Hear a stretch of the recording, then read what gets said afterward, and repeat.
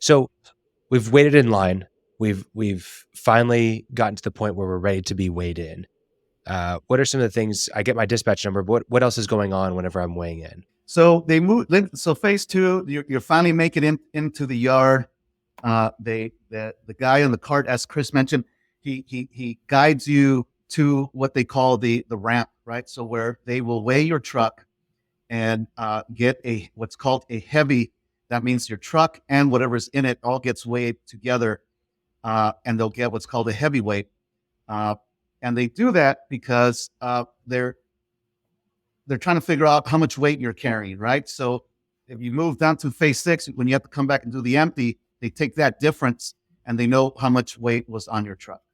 So what they're looking for is to weigh you heavy. Then they stage you. They give you a dispatch number, and then they put you in the lot to wait your turn to get dispatched to the site.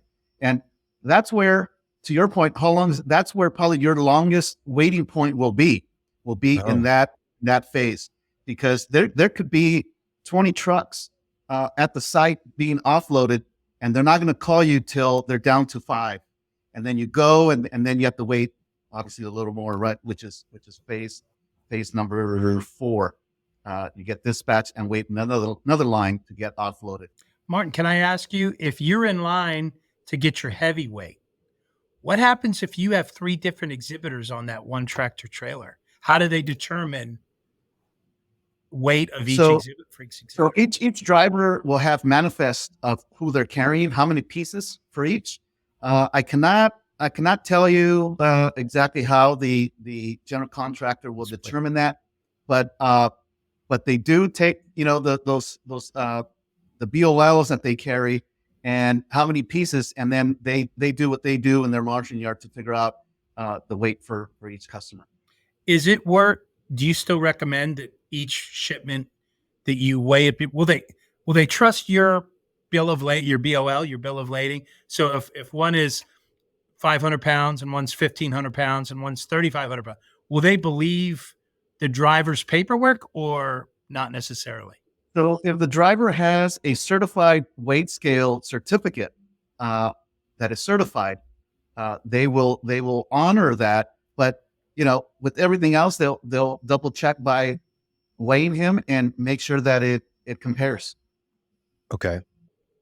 So when we're in that dispatch lot where we're staged to be dispatched to the venue, we're waiting potentially the most amount of time in this stage.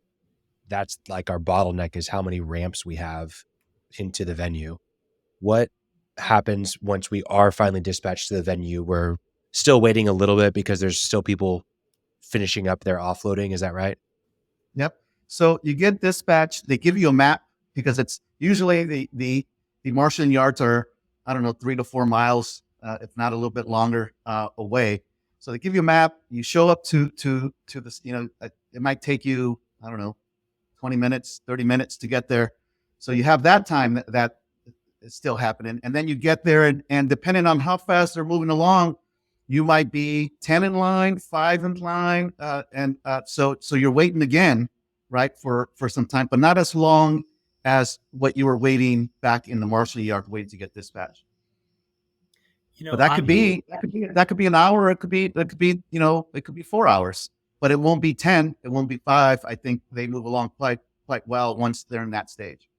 Martin, I know in your previous life you were not the guy necessarily running the marshaling yard in the marshaling yard, but do you have a sense of what percentage of drivers have ever been through this process before? Because I think most delivery drivers think I'm going from point A to point B, and I'm just dropping off when I get there.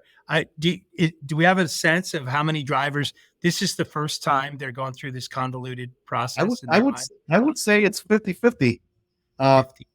50% is probably the big carriers that understand that that's all they do, right? Is the ABFs and the those type of carriers that are constantly at these venues. And then there's the shipping companies that contract out or subcontract out the shipment.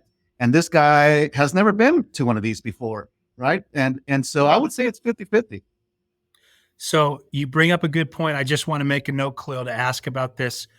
There's completely different, some significant differences on the move out when they come back to pick things up. So Martin talked about a lot of national carriers may outsource to a local pickup and delivery service. But remember, a guy like an EAC, an exhibitor appointed contractor like us, or a labor company says, oh, I'm going with, Acme Freight is the national company, but they've used, Joe Bob's local trucking. And if Joe Bob's checks in under Joe Bob's and not Acme, well, this is a whole nother adventure, right? Because when your client hears your driver never checked in, and of course he's swearing he did, but he didn't check in the right name. And as a result, the freight gets what we call forced. And the general contractor says, we have no record of Acme Freight checking in.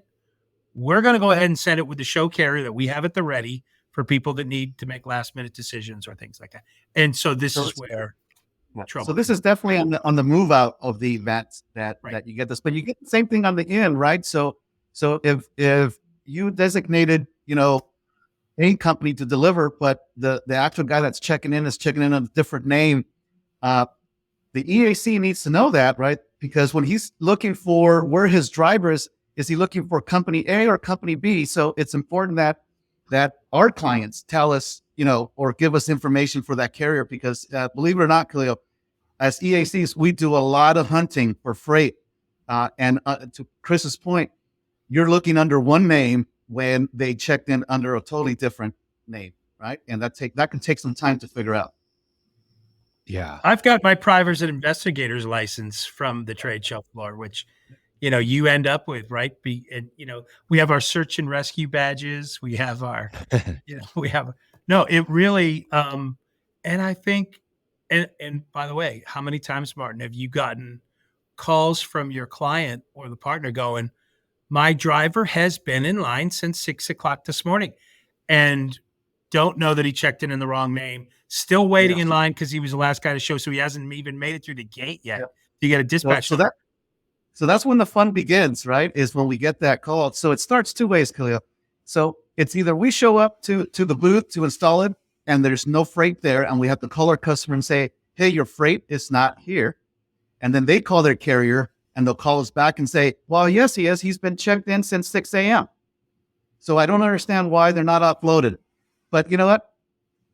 That starts the Easter egg hunt. So as an EAC, we have to know where to go. We start by going to the freight desk, checking with that booth number, see if anyone's checked in for that booth number. They will be able to tell you yes or no. If the answer is no, that means that they haven't got their dispatch number yet, right? So we can call back and say, your guy might be here, but if you give us his number, we can see where he is in line, but he's not checked in. Or he might have his dispatch number, and we can go to the freight desk and see how long before that number is dispatched to the center. And they can give you a range of, we got 20 loads to do before we get to your guy. And as EAC, that's important information, right? We're saying, man, that's going to be half a day. I gotta move my guys to another job so I don't keep wasting hours. But and then we have to report back to the customer, let them know the situation. But yeah, so there's a series of things that as an EAC, as the exhibitor appointed contractor, we have to start, going to these freight desks and figuring out how long before that is in.